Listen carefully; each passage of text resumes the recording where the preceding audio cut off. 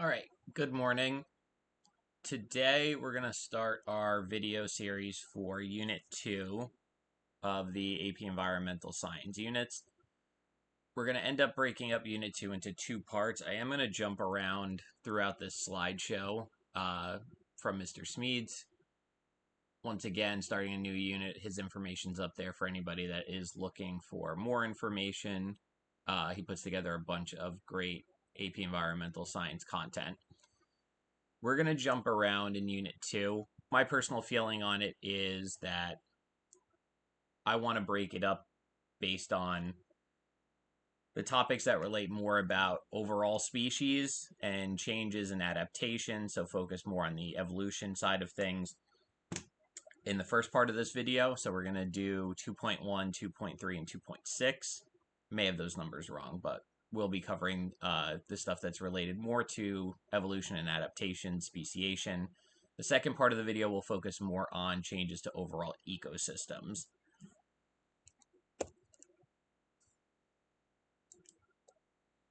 So 2.1 is just our introduction to biodiversity. There's a couple of different topics here, mostly focused on the genetics and things that influence or impact genetic diversity, and a couple of different ways that we look at and measure diversity within ecosystems. In our class, we can define diversity a couple of different ways, from ecosystem diversity being how many different habitats we have in an area, to species diversity being the number of different species that live in an area, down to genetic diversity, which is going to be the different genes that are found within a specific population of the same species.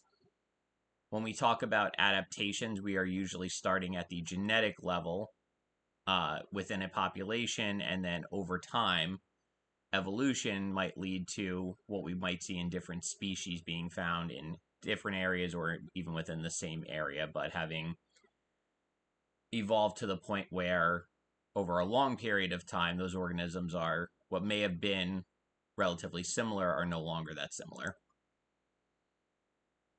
Now, the reason we talk about biodiversity so much in this class is not necessarily to understand the genetic side of it, but to understand the big picture. And the big picture is that more biodiversity is always good. And we'll talk about some of these things like resilience and resistance within ecosystems as well.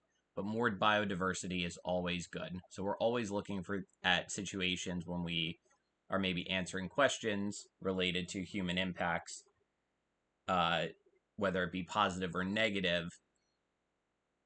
We're going to look for situations where we can ask ourselves, is biodiversity going to change here? Because if it is, and it's going to impact biodiversity in a negative way, then that would typically be a negative consequence of whatever that action or whatever that situation is. Two ways that we measure diversity within ecosystems is through species richness as well as species evenness.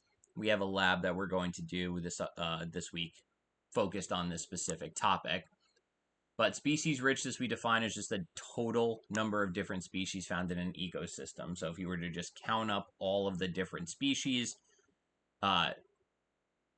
taking out of the equation how many of each organism is found there, that would be our measure for species richness. Just a straight up measure, a count basically, of all of the different species that we could find in an ecosystem. A high species richness number is generally a good sign for ecosystem health.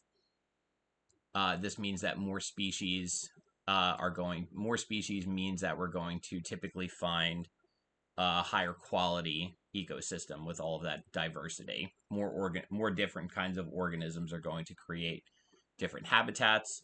They're going to create different niches, however you want to call it, within that ecosystem, and that's generally a good positive sign for an ecosystem.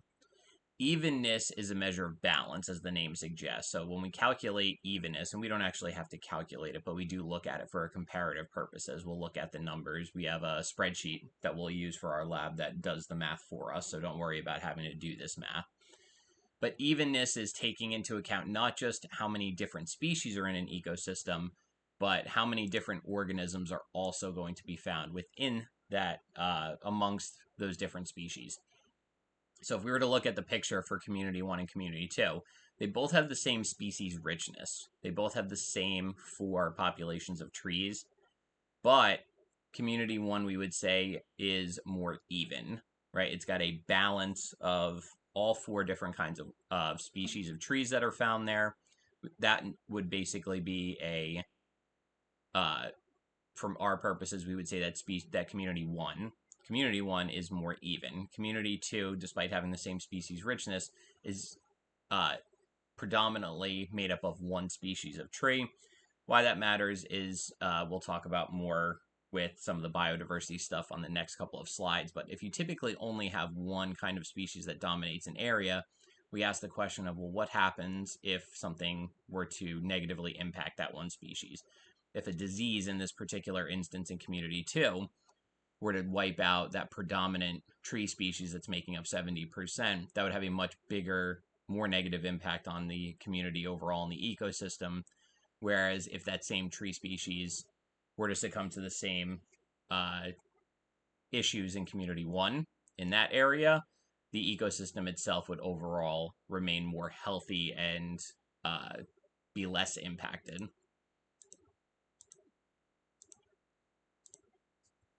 Now, when we talk about genetic diversity, and we'll talk about adaptations later in this video, but genetic diversity is just looking at all the different genes of the different individuals within a population. And the way that we would look at that is by focusing on the adaptations that those organisms have. The bold text there is really the big key highlight here. The more genetic diversity that we have in a population, the better that population can respond to stressors. So stressors can be things like disease, drought, famine, depending on what kind of organisms we're talking about. But if there's more genetic diversity, there's a better chance that that population, meaning the individuals within that population, will continue to survive despite any environmental stressors. The more genetic diversity you have, the more likely there's going to be some advantageous trait within that population that allows those individuals to survive. When you have populations made up of basically clones, where all of the organisms have the same genetic makeup, we create a situation where an environmental stressor could lead to more of those individuals, or potentially all of them, succumbing to whatever that issue is, and that could potentially wipe out those organisms or have a much larger negative impact depending on what kind of organisms we're talking about. If you were to think about a farm as an example, it's one of the reasons why we see many farms, because you have lots of the same genetic makeup being found within, a particular crop that's being grown. All of those organisms would essentially be responding to any kind of disease the same way, impacted by a disease the same way that would affect that crop. And in that situation, the way that farmers get around it is usually with a larger input of pesticides to prevent whatever that, insect or fungus or bacterial disease may be. The image here showing basically what I was explaining before, using potatoes as the example. Having a diversity of potatoes where a blight might affect some of them still leads to many different genes being found because of the different potatoes that are there being able to grow.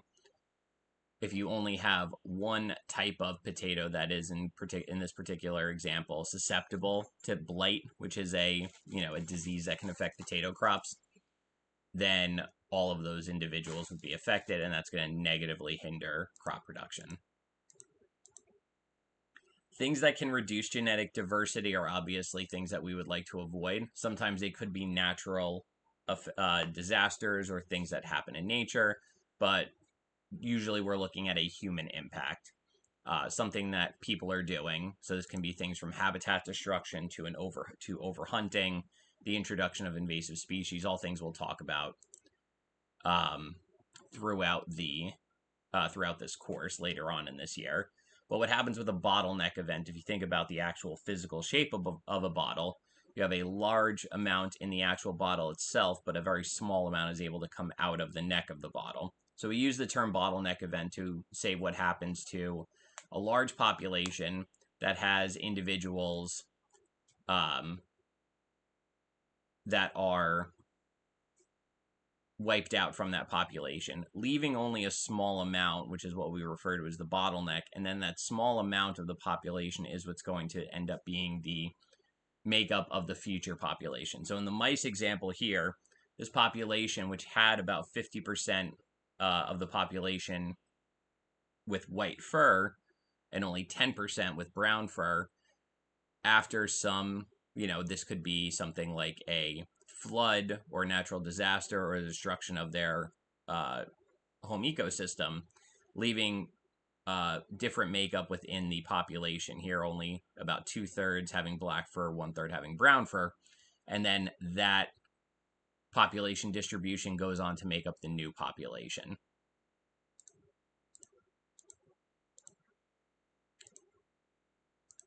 Inbreeding is another example of ways that genetic diversity can be reduced. This typically tends to happen when a population is when population numbers drop down. Again, we're usually talking about human impact. The example being given here is about the Florida panther population, which was hunted down to very small population numbers.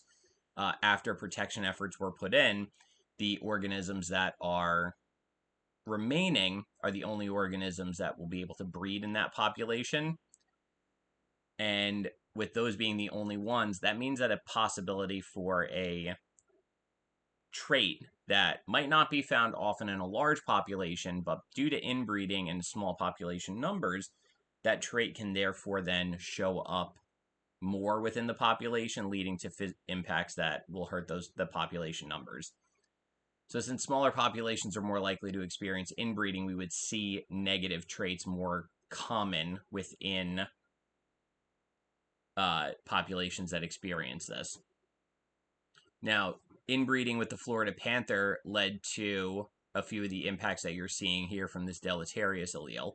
Things like heart defects, low sperm count, and if those types of things can also have a greater impact on the population overall. Now, we'll talk about this case in more detail in class, but this is what can happen when we have inbreeding, is that traits that would normally not be seen expressed in a population start to become more common.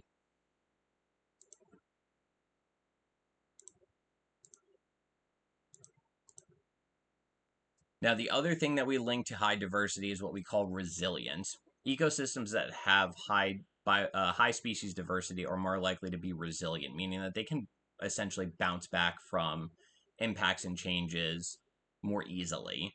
So resilience is how we term the ability to get back to normal after a disturbance. So if we're talking about fires, floods, habitat destruction from clear cutting, an ecosystem that has high biodiversity is more likely to restabilize in a shorter period of time compared to an ecosystem that doesn't.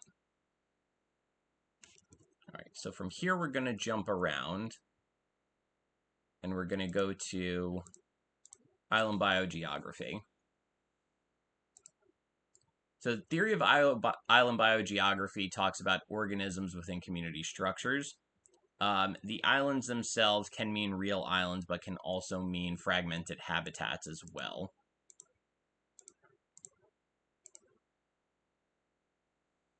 So figurative island habitats can be areas that are surrounded by human developed land, fragmented areas through large roads or human development.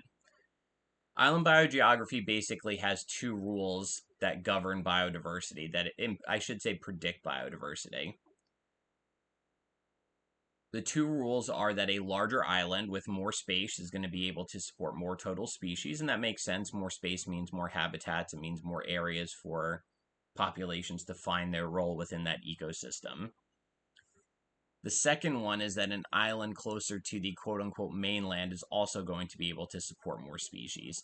So when it comes to colonizing, getting from wherever the previous mainland or the original habitat is anything that is close by is going to be able to be populated more easily, and something populated more, something that is closer, is also going to mean, since it's got more organisms there, we're going to find a higher genetic diversity in that population.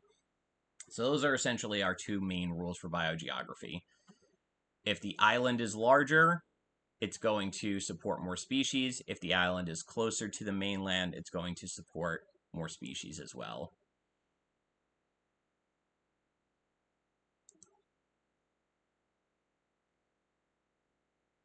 This slide just goes into a little bit more detail about what we talked about with larger islands.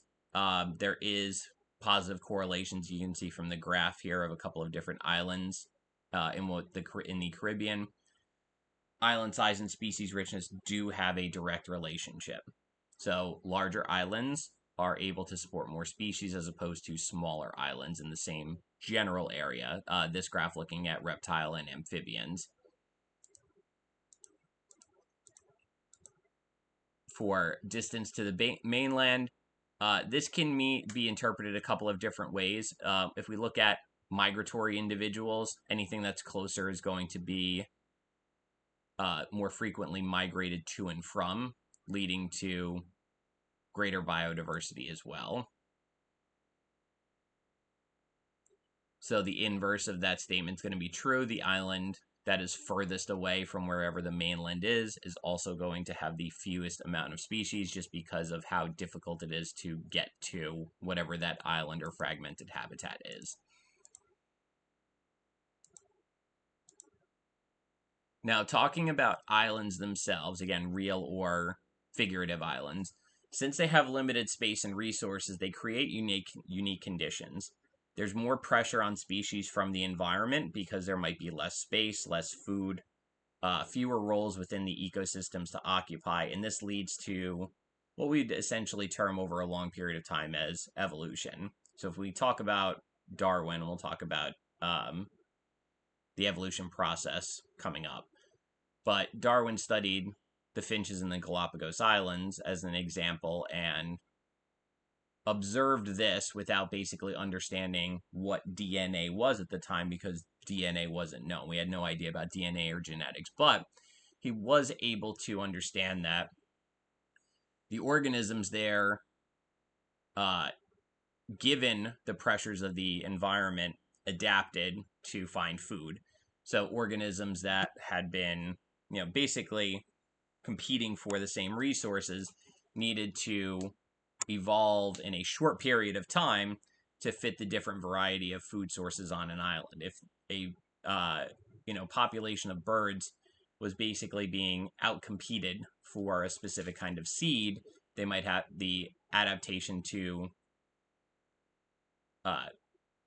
feed on smaller seeds or a different kind of seed or a different type of organism altogether was the only way for those organisms to survive.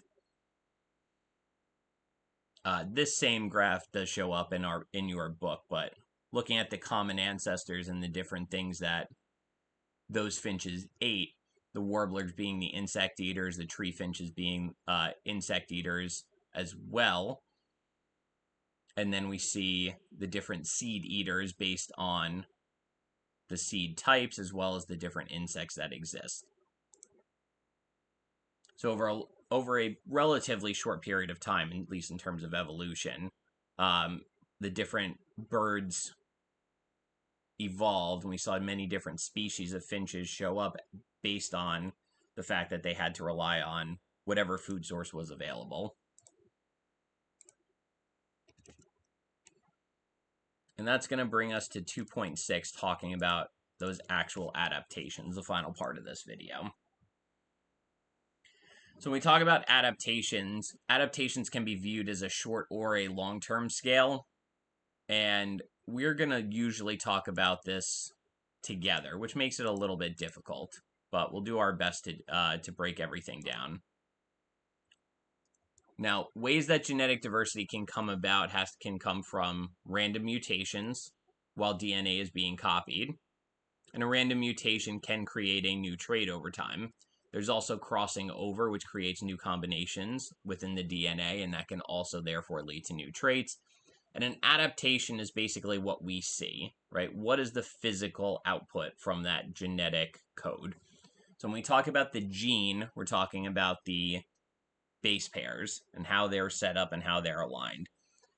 The adaptation itself is what's physically expressed by that gene, and that's going to be what either increases or decreases the organism's fitness, and fitness is the ability to survive.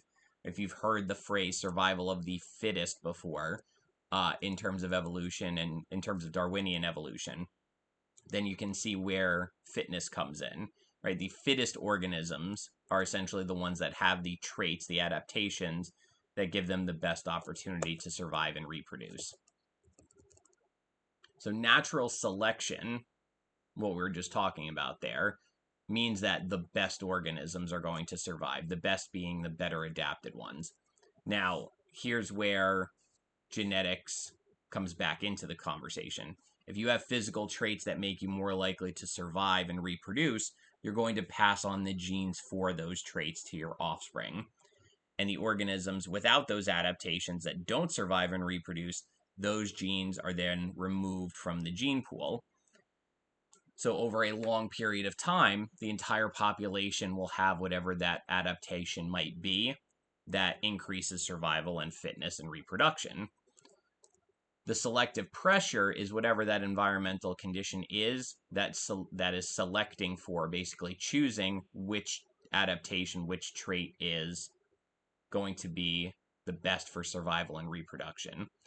The picture given here showing mice with different colors, the lighter color ones don't blend in with the environment, so those are going to be the ones that are more likely to be eaten based on the fact that they stand out more. So over a long period of time, the selective pressure, the hunting birds, are selecting and choosing that the darker colored ones are harder to see, therefore harder to hunt. So the traits for darker colored fur, blending in, camouflage essentially within the background here of this ground, of this habitat in this simple example, those organisms are going to survive, reproduce, and pass on the traits for the darker colored fur over a long period of time.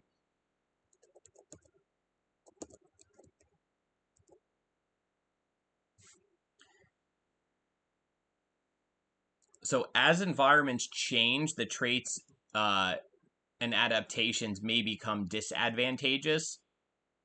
The example here given beaks related to what happens when droughts can, affect the seed production of different trees. The example I like the most is what happened in the Industrial Revolution with spotted moths and the soot in industrial England. So moths came in two different colors, white and black, and as the environment changed and the trees became more dark colored because of all of the coal smoke and coal dust that was falling on them, the lighter colored moths had less of an advantage. They were easier to hunt and easier to be killed. But then as the pollution standards started to get better and people started to realize that you can't just keep polluting the air and filling it with coal smoke and coal dust, the trees themselves stopped becoming, and the environment itself stopped being so darkly colored from all of the soot and all of the ash and all of the depositing material, that it created a better habitat for the lighter colored moths again after a long period of time.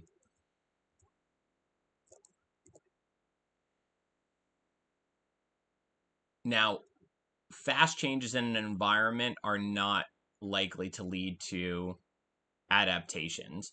If the pace of environmental change is faster than how the organisms can adapt, then species either migrate or die off completely. Now, when we go back to our initial discussion about genetic diversity, if you have higher genetic diversity in an ecosystem undergoing a lot of rapid change, then there's a much better chance that some of those individuals have mutations or have traits that will make them more likely to survive. That whatever that evolution, that ecosystem or environmental change is. And that can mean that the ecosystem itself can, going back to the talk about resilience, bounce back after whatever that large change is.